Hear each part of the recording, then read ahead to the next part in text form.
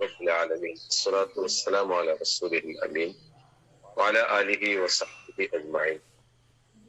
പ്രിയ സഹോദരി സഹോദരന്മാരെ, അസ്സലാമു അലൈക്കും വറഹ്മത്തുള്ളാഹി വബറകാതുഹു. അല്ലാഹു സുബ്ഹാനഹു വ തആല നമ്മുടെ ഒരുമിച്ച് കൂടൽ സാലിഹായ അമലായി സ്വീകരിക്കുമാറാവട്ടെ. ഇസ്ലാമിലെ എല്ലാ കർമ്മങ്ങൾക്കും അത് ചെയ്യുന്ന ആൾക്ക്, അല്ലെങ്കിൽ മുസ്ലിങ്ങൾക്കോ, മുസ്ലിം എന്ന വ്യക്തിക്കോ, മുസ്ലിം സമുദായത്തിനോ, മുസ്ലിം സമൂഹത്തിനോ മാത്രമുള്ള ഒരു കാര്യമായിട്ടല്ല ഇസ്ലാം വിഭാവന ചെയ്തിട്ടുള്ളത്. ഓരോ കർമ്മങ്ങളും അതിന്റെ പ്രതിഫലനങ്ങൾ, അതിന്റെ റിസൾട്ടുകൾ, അത് എല്ലാവർക്കും ലഭിക്കുന്ന രൂപത്തിലാണ് എല്ലാ കർമ്മങ്ങളും. അത് കേവലം ഇബാദത്തുകളായാലും മറ്റു സാമൂഹിക പ്രവർത്തനങ്ങളായാലും ഒക്കെ. നമുക്കറിയാം, ഇപ്പോ നമ്മുടെ നാട്ടിലൊക്കെയും വഖഫ് വലിയൊരു ചർച്ചാ വിഷയമാണ്. വഖഫ് കൈകാര്യം ചെയ്യുന്നതുമായി ബന്ധപ്പെട്ട പുതിയ ബില്ലുകൾ പാർലമെന്റ് പാസാക്കി. ഈ വഖഫ് എന്നുള്ള ഈ ഒരു സംഭവത്തെ നമ്മുടെ ചുറ്റുപാടുമുള്ള മനുഷ്യന്മാർ, പ്രത്യേകിച്ചും മുസ്ലിങ്ങളല്ലാത്ത ആളുകളൊക്കെയും വളരെ തെറ്റിദ്ധാരണയോടുകൂടെയാണ് കാണുകയും കേൾക്കുകയൊക്കെ ചെയ്യുന്നത്. വഖഫ് എന്തോ വലിയ സംഭവമാണ്, അത് രാജ്യത്തെ തന്നെ ഇല്ലാണ്ടെയാക്കും, അത് ഇപ്പോ യുദ്ധം, ജിഹാദ് എന്നൊക്കെ പറയുന്നത് പോലെയുള്ള ഒരു വലിയ അപകടം പിടിച്ചൊരു കാര്യമായിട്ടാണ് ഇപ്പോ വഖഫിനൊക്കെയും പല ആളുകളും തെറ്റിദ്ധരിക്കുന്നത്.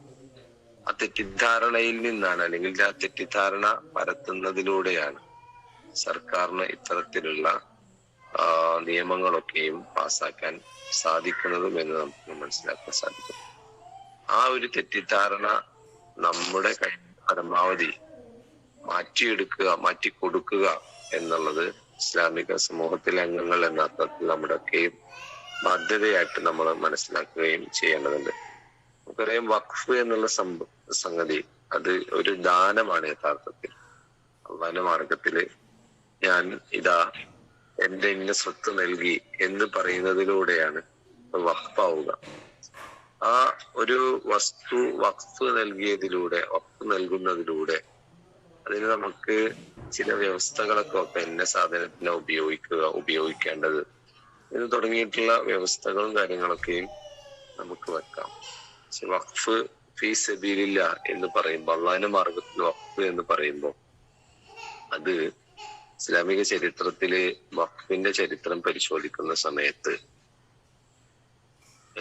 ഇസ്ലാമിക രാഷ്ട്രത്തിനും ഇസ്ലാമിക സമൂഹത്തിനും അത് വലിയൊരു മുതൽക്കൂട്ടായിരുന്നു എന്നതുപോലെ തന്നെ ഇസ്ലാമിക രാജ്യത്ത്, അല്ലെങ്കിൽ ഇസ്ലാമിക സമൂഹത്തില് ജീവിക്കുന്ന, ഇസ്ലാമിന്റെ സമൂഹത്തോടൊപ്പം ജീവിക്കുന്ന മറ്റു സമൂഹങ്ങൾക്കും ഒരുപാട് ഉപകാരം ചെയ്യുന്ന ഒരു പൊതുജനക്ഷേമം എന്ന അർത്ഥത്തിൽ ഉപയോഗപ്പെടുത്തുന്ന ഒരു വലിയ സംവിധാനമാണ് വഖഫ് എന്ന് നമുക്ക് ഇസ്ലാമിക ചരിത്രത്തിൽ നോക്കിയാൽ കാണാൻ പറ്റും. നമുക്കറിയാം, ഉസ്മാൻ അള്ളാഹുവിന് നബിയുടെ കാലത്ത് ഒരു കിണർ വഖഫ് ചെയ്യുന്ന നമുക്ക് കാണാൻ പറ്റും. ഈ കിണറിന്ന് വെള്ളം കുടിക്കാൻ മുസ്ലിങ്ങൾ മാത്രമല്ല, എല്ലാവർക്കും വെള്ളം കുടിക്കാം. അപ്പൊ ഈ ജലവിതരണം എന്നുള്ള, ശുദ്ധജല വിതരണം എന്നുള്ള, അല്ലെങ്കിൽ കുടിവെള്ള വിതരണം എന്നുള്ള ഒരു ഉദ്ദേശത്തോടു കൂടിയാണ് ആ വഖഫ് നിർവഹിക്കപ്പെടുന്നത്. അതിന്റെ തുടർച്ചയെന്നോണം നമുക്കറിയാം, ലോകത്ത് എമ്പാടുമായി ഇപ്പോ ഇന്ത്യയിൽ തന്നെയും ഡൽഹിയില് ജലവിതരണം എന്നുള്ള വഖഫ് ചെയ്യപ്പെട്ടത് നമുക്ക് കാണാൻ പറ്റും. ഇങ്ങനെ തുടങ്ങിയിട്ടുള്ള ഒരുപാട് കിണറുകള് പലരും വഖഫ് ചെയ്യുന്ന നമുക്ക് കാണാൻ പറ്റും. ഇങ്ങനെ തുടങ്ങിയിട്ടുള്ള ഒരുപാട് വഖഫുകൾ, കിണർ അല്ലെങ്കിൽ കുടിവെള്ള വഖഫുകൾ എന്നുള്ള അർത്ഥത്തിൽ ഒരുപാട് കാര്യങ്ങൾ കാണാൻ പറ്റും. ഇത് കുടിവെള്ളം, കിണറിന്റെ കാര്യം മാത്രമല്ല, ഇന്ത്യയിലും ലോകത്തും തുർക്കിയിലും ഇസ്ലാമിക രാജ്യങ്ങളും ഇസ്ലാമിക ഭരണകൂടങ്ങൾ എവിടെയൊക്കെ ഉണ്ടായിരുന്നു അവിടെയൊക്കെയും വലിയ തോതിൽ ഒരു സർക്കാരിന്റെ ഒപ്പം, സർക്കാർ എന്തൊക്കെ ജനങ്ങൾക്ക് വേണ്ടി ജനക്ഷേമ പരിപാടികൾ നടത്തുന്നുവോ അതിനെ കവച്ചു വെക്കുന്ന രൂപത്തിൽ പലയിടങ്ങളിലും, അല്ലെങ്കിൽ അതിന് കടപിടിക്കുന്ന രൂപത്തിലുള്ള സംവിധാനങ്ങളായിട്ട് വഖഫ് സംവിധാനങ്ങൾ മാറിയിരുന്നു.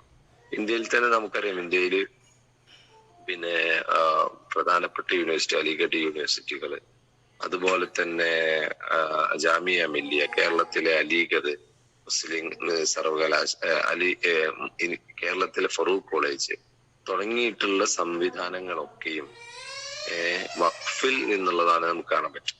അപ്പൊ അതിന്റെ പ്രയോജനം എടുക്കുന്നത് ഇപ്പൊ ഫറൂഖ് കോളേജിൽ പഠിക്കുന്നത് മുസ്ലിങ്ങൾ മാത്രമല്ല, അലിഗഡ് യൂണിവേഴ്സിറ്റിയിൽ പഠിക്കുന്ന മുസ്ലിങ്ങൾ മാത്രമല്ല. ഇങ്ങനെ അത് വിദ്യാഭ്യാസ സ്ഥാപനങ്ങളിൽ ഒരു ഉദാഹരണം മാത്രമാണ്. ആശുപത്രികള്, അതുപോലെ തന്നെ പിന്നെ ദാരിദ്ര്യ നിർമ്മാർജ്ജനത്തിനുള്ള പല സംവിധാനങ്ങളും വഖഫില് നമുക്ക് കാണാൻ പറ്റും. ഇങ്ങനെ ഒരു ഒരു ഒരു പ്രദേശത്തെ അല്ലെങ്കിൽ ഒരു രാജ്യത്തിന്റെ തന്നെ മുന്നോട്ടു പോക്കിൽ അവിടെയുള്ള വിദ്യാഭ്യാസപരമായ അല്ലെങ്കിൽ ചികിത്സാപരമായ അല്ലെങ്കിൽ ദാരിദ്ര്യവുമായി ബന്ധപ്പെട്ട് നിർമ്മാർജ്ജനവുമായി ബന്ധപ്പെട്ടൊക്കെയും വലിയ വലിയ പിന്നെ ശക്തി പകരുന്ന, അതിനൊക്കെയും ശക്തി പകരുന്ന രൂപത്തിലാണ് വഖഫ് സംവിധാനങ്ങൾ ഉണ്ടായിരുന്നത് എന്ന് നമുക്ക് കാണാൻ പറ്റും. അപ്പൊ വഖഫിന്റെ ചരിത്രം ഇങ്ങനെ ഓരോന്നിന് നബിയുടെ കാലം മുതൽ തന്നെ നബിക്ക് ശേഷമുള്ള ഓരോ കാലഘട്ടത്തിലെ ഇസ്ലാമിക രാജ്യവും ഇസ്ലാമിക സമൂഹമൊക്കെ വലിയ പ്രാധാന്യത്തോടുകൂടി വഖഫിനെ കാണുകയും ഇത് ജനക്ഷേമത്തിന് വേണ്ടിയിട്ട് ഉപകരിക്കുകയുമാണ് ചെയ്തിട്ടുള്ളത്. അപ്പൊ അങ്ങനെ ഒരു സംവിധാനത്തെയാണ് ഇവിടെ ഇത് വഖഫ് എന്ന് പറഞ്ഞാൽ അതിന് പല വേറെ തരത്തിലുള്ള തെറ്റിദ്ധാരണകളൊക്കെ ഉണ്ട്. ഏറ്റവും വലിയത് ഈ വഖഫ് എന്ന് പറഞ്ഞാൽ അത് മുസ്ലിങ്ങളുടെ ഒരു പ്രോപ്പർട്ടിയാണ്, അല്ലെങ്കിൽ പിന്നെ മുസ്ലിങ്ങൾക്ക് വേണ്ടി മുസ്ലിം സമുദായത്തിനെ ശാക്തീകരിക്കുന്നതിന് വേണ്ടി മാത്രം അങ്ങനെ അതെന്ത് ചെയ്യും, അത് നമുക്കെതിരെയും അവരൊരു കാലത്ത് ഉപയോഗിക്കും എന്ന അർത്ഥത്തിലുള്ള കുപ്രചരണങ്ങളാണ് വഖഫിനെ കുറിച്ച് ഉള്ളത്. അങ്ങനെ ഈ കുപ്രചരണങ്ങളെ കുറിച്ചും അതുപോലെ വഖഫിനെ കുറിച്ചൊക്കെ കൃത്യമായി പഠിക്കുകയും അത് നമ്മുടെ കഴിവിന്റെ പരമാവധി മറ്റുള്ളവരിലേക്ക് എത്തിച്ചു കൊടുക്കാനൊക്കെ നമ്മൾ ഈ ഒരു സമയത്ത് ശ്രദ്ധിക്കേണ്ടതുണ്ട് എന്ന് മാത്രം ഞാൻ പറയാണ്. അല്ലാഹു സുബ്ഹാനഹു വ തആല നമ്മെ അനുഗ്രഹിക്കുമാറാവട്ടെ. വഖൂലു ഖൗലി ഹാദാ വസ്തഗ്ഫിറുല്ലാഹ ലി വലക്കും വസ്തഗ്ഫിറുഹു ഇന്നഹു ഹുവൽ ഗഫൂറുർ റഹീം.